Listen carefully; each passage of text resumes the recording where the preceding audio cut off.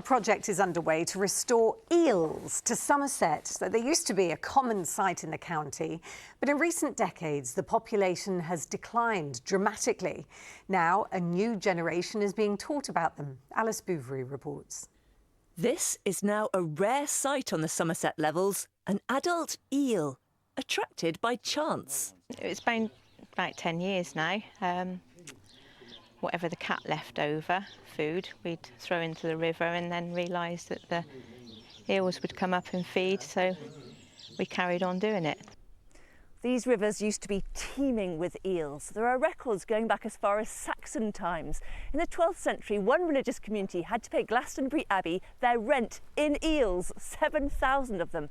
But sadly, most of these waterways are now empty. Until recently, it wasn't like this. This is a picture of land girls fishing for eels on the Hixham Drain in 1943. Even in the 70s and 80s, it was part of life here. The eels were very abundant. We used to catch 200, 250 a night, no trouble.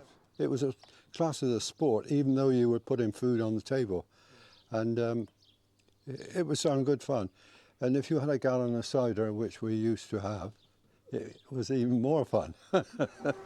Now a real effort's being made to restore this lost link in Somerset's countryside. 12 tanks of eels are being installed in primary schools around Wedmore. Here, the Year 4s are going to be looking after them. Some of them are like really fast, others are really see-through, and it's just really cool. We've never really had a school pet before, and this is probably the first ever time I've seen an eel.